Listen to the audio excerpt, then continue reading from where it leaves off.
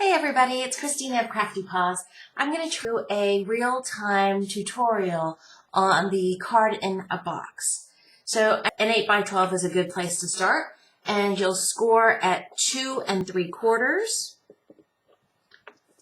5 1/2,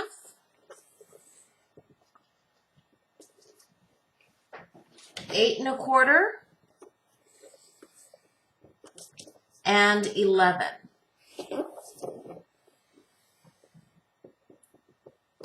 And then what you'll do is take your cutter, and I'm just going to use my viscous cutter, and cut a 2-inch strip off.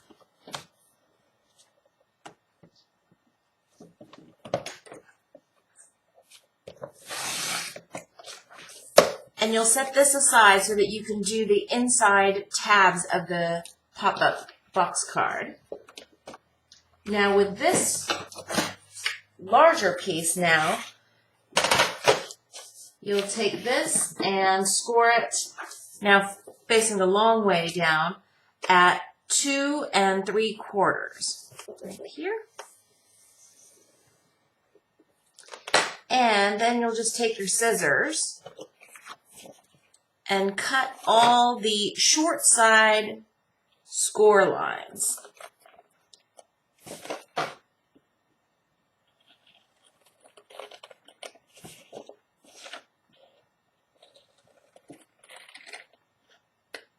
And the last piece, the smallest piece that you have here, this is 1 inch wide, you can actually cut off. And I like to do this part at an angle because this will be your tab to form the base of the card. So, oops, sorry for the clattering.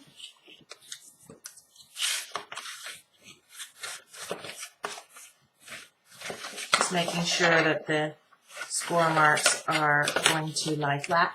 Now, you're going to take your adhesive and the pattern paper that you've chosen to decorate your card, and you'll need 3 pieces for the lower part, and that will go on the outside of the card because that's the part that's going to be visible. And you'll need these to be 2 1/2 by 3 1/2, and I'm doing a steampunk style one. So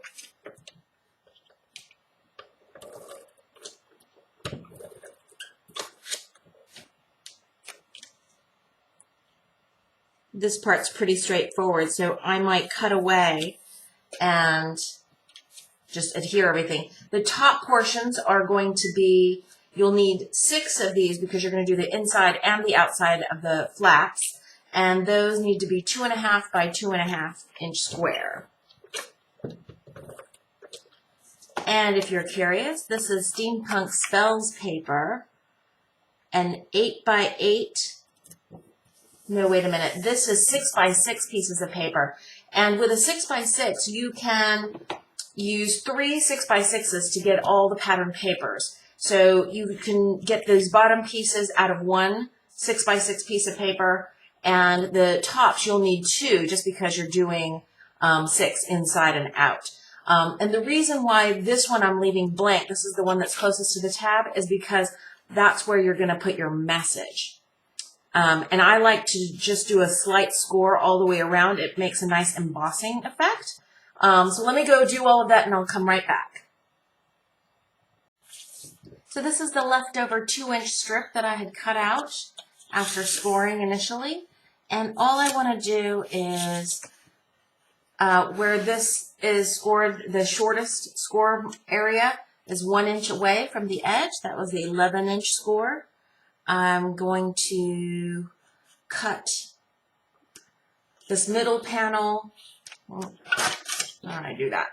So you can see that this will be the same width as the inside workings of the box. And you can do this. And this will be the tabs where you will put adhesive on either side. And to make 2 of these, we'll just cut it in half. So they'll be 1 inch wide by whatever that is, 4 3/4.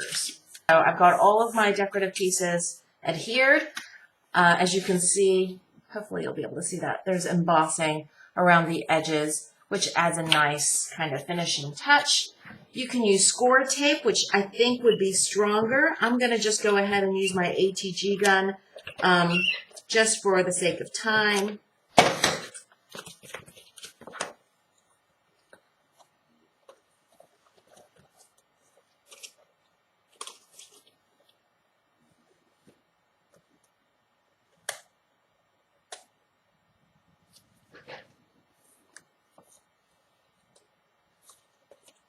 And you want to burnish that nicely. You can take and just flatten it out, and that will make it fully adhere. And then you fold the flaps down. Oops, I didn't mean to fold that one. That's the one that has the panel on the back.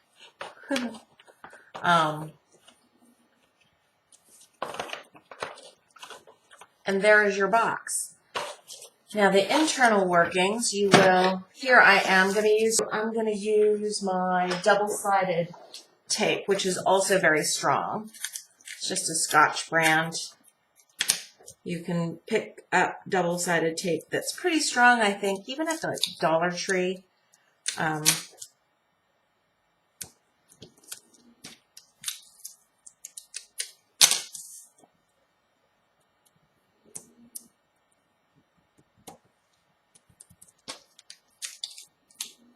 And I'm going to fully cover those tabs so that it is super strong. And just want to get it lined up right up to the top.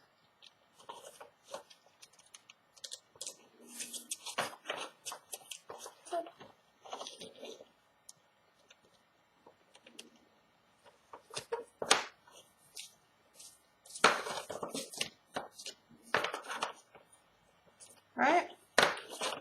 And then your next layer in the back.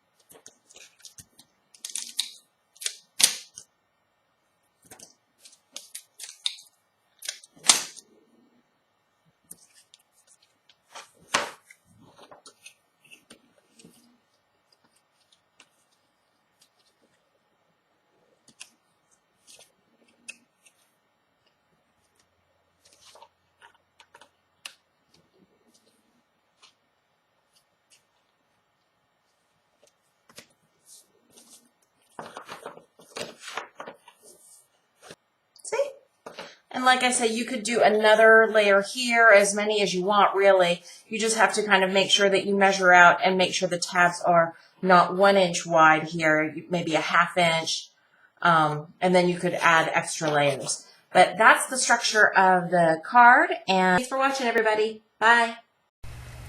This is the fully decorated card, and I love how it came out.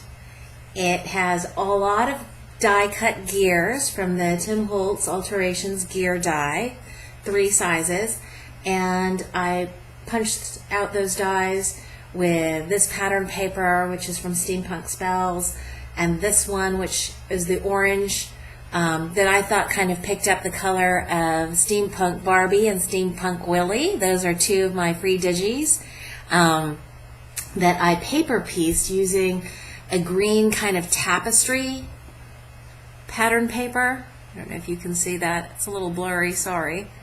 There we go. So you can see that. And I paper pieced both of them, their coats, and then colored them up using my Copic markers, and I used my glossy accents for their boots, their eyes, and their goggles, each of them.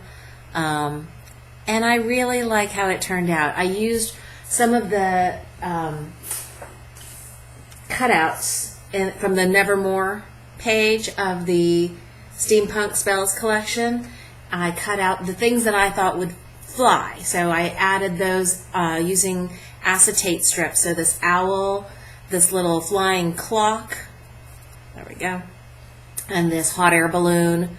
And then I also cut out and added this little kitty. And like I said, I think it creates a really interesting, fun pop-up kind of card, and it creates a whole environment, I think, in there. So that's it. I hope you guys give these card in a boxes a try. They're lots of fun, and thanks for watching. Bye.